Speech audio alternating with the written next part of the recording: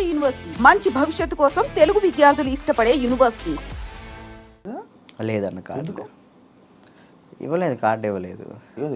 నువ్వు ఇప్పుడు మామూలుగా డాన్సర్ కార్డు అప్లై చేస్తావా, కొరియోగ్రాఫర్ కార్డు అప్లై చేస్తావా? ఫస్ట్ నేను డీటెయిన్ అయిపోయిన వెంటనే డాన్సర్ కార్డు అప్లై చేశాను. వచ్చిందా? నేను డబ్బులు కూడా ఇచ్చాను, రాలేదు. అక్కడ యూనియన్ పర్సన్ ఒకళ్ళు మనల్ని మోసం చేశారు. 5 లక్షలు తీసుకున్నారు. ఎవరో కూడా తెలియదు. డబ్బులు అయితే మోసపోయినాం. సో యూనియన్ వాళ్ళు కంప్లైంట్ పెట్టమన్నారు. కంప్లైంట్ అయితే ఇప్పుడు రీసెంట్గానే కంప్లైంట్ పెట్టాను. ఇప్పుడు కొరియోగ్రాఫర్ కార్డు అడుగుతున్నా. అంటే రీసెంట్గా నేను డాన్స్ ఐకాన్ కొరియోగ్రాఫర్ పోయాను, అది విన్నాను. దానివల్ల కొరియోగ్రాఫర్ కార్డు అడుగుతున్నా. టైం పట్టిద్ది రాజు, అంటే మీరు డాన్సర్ కూడా చేయలే కదా అని అంటున్నారు. సో ఇక అందుకే నేను ఏం చేయాలా ఆలోచిస్తాను. ఎందుకు ఏమైనా ఇబ్బంది ఉందా వాళ్ళ దాంట్లో? ఏమైనా నడుస్తుందా? కార్డు ఇవ్వకూడదని ఇవ్వట్లేదు లేకపోతే? అది తెలియదు అన్న, నాకు అనిపిస్తుందా నీకు? అంటే మధ్యలో నాకు కొన్ని తెలిసింది ఏంటంటే, ఎవరో సమ్ పర్సన్స్ మనం అంటే పన్నోళ్ళు కొంతమంది ఉన్నారు, వాళ్ళు ఆపుతున్నారేమో అని నా ఉద్దేశం. డాన్సర్స్లోనే డాన్సర్కే శత్రువులు అన్నారు కదా. లైక్ వాళ్ళు ఎవరో కూడా తెలియదు నాకు గొడవలు పెట్టుకోవటం ఇలాంటివి అసలు ఇష్టం లేదు. అయినా ఎందుకు మనం అంటే పడట్లేదో అర్థం. నేను ఏం తప్పు చేశానో తెలియదు అక్కడ. కానీ అవతలకు మనం అసలు మనం వాళ్ళకి ఏం చేయలే, కానీ తప్పుగా ఎందుకు అనుకుంటున్నారో అది తెలియట్లేదు నాకు. ఫేడ్ అవుట్ ఎందుకు అయిపోయావు నువ్వు? ఏం చేయాలో అర్థం కావట్లేదన్న నాకు. అంటే ఇప్పుడు మళ్ళీ డీ చేయాలంటే వచ్చిన ప్లేస్లోకి మనం వెళ్తున్నట్టు ఉంటుంది. వెళ్తే ఒక స్టెప్ పైకి వెళ్ళినట్టు ఉండాలి కదా. కొరియోగ్రఫీ చేయొచ్చు కదా. అదే కొరియోగ్రాఫర్ కార్డు లేకుండా మనం సినిమాలో చేస్తే ప్రాబ్లం అవుతుంది. అంటే డీలో కొరియోగ్రఫీ చేయలేమా? నీకు అవకాశం రావట్లేదా డీలో? అంటే ఇప్పుడు ఆల్రెడీ మనం డీలో విన్నాం కాబట్టి మళ్ళీ డీ చేస్తే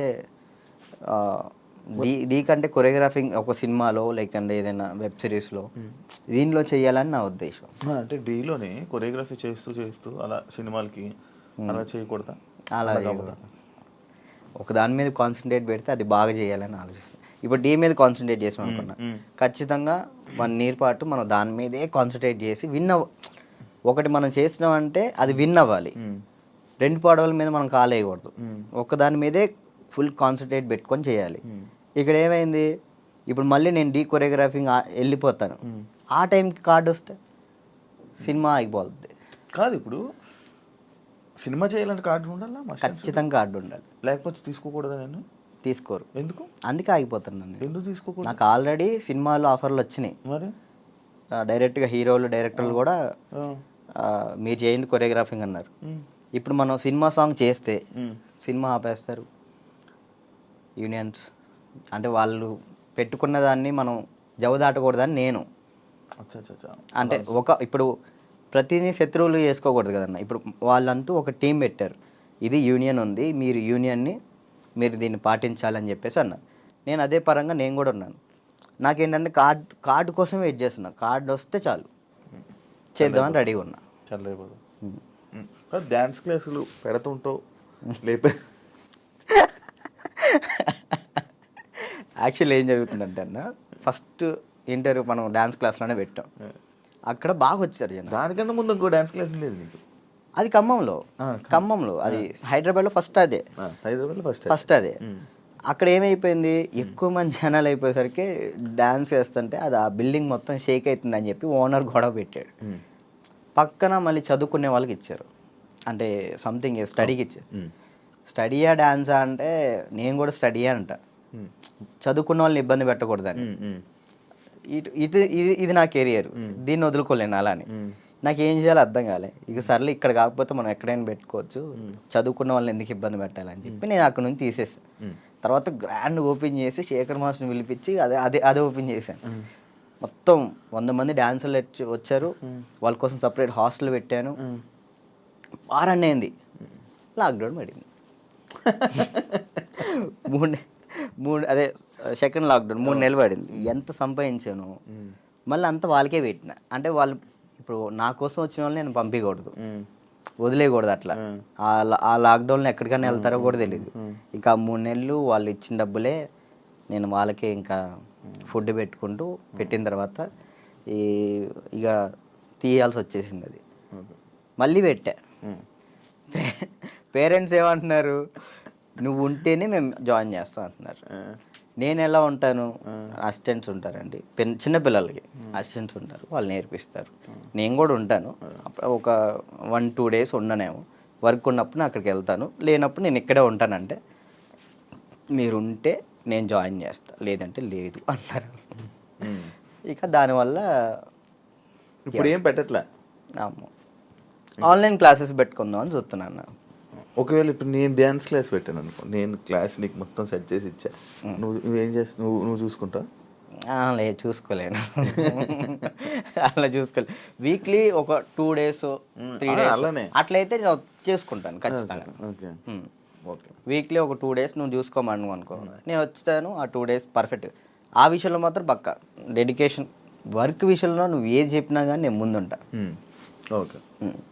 యూట్యూబ్ ఏమైంది, సాంగ్స్ చేసేవాడివి, అది కొన్ని రోజులు చేసావు, మళ్ళీ అది కూడా అలాగే నాకు తెలియదు అన్న అసలు యాక్చువల్లీ యూట్యూబ్ గురించి అసలు ఏంటి ప్రాసెస్ కూడా నాకు తెలియదు. స్టార్టింగ్ యాక్చువల్లీ ఆ సాంగ్ నేను ఎందుకు చేశాను అంటే అన్న, నేను చేయగలుగుతానా లేదా, ఓకే, కొరియోగ్రాఫింగ్ కానీ వీడియోగ్రఫీ కానీ కెమెరా టేకింగ్ నాకు తెలుసా తెలియదా, ఏదైనా కానీ మనం తెలుసుకుంటేనే అది చేయగలుగుతాం లేదు తెలిసింది. పక్కన డబ్బులు లాస్ చేయడం కంటే ఆ టైంలో నేను సంపాదిస్తున్నా కాబట్టి నా డబ్బులతో నేనే చేసిన, నాకు ఇష్టమైన సాంగ్ అది. ఓకే, నాకు అర్థమైంది, ఇట్లా ఉంటుంది, ఇట్లా చేయాలి, ఇట్లా ఈ కెమెరా ఇలా కెమెరా మీదే ఉంటుంది అంతా, లెన్స్ అవి ఉంటాయి, ఓకే చూసుకోవాలి, టేకింగ్స్ చూసుకోవాలి, ప్రతి ఒక్కటి దాన్ని ఎలా కొరియోగ్రాఫింగ్ చేయాలి అన్నీ ఆ ఒక్క సాంగ్లోనే నేర్చుకున్నాను నేను. అప్పుడు అర్థమైంది.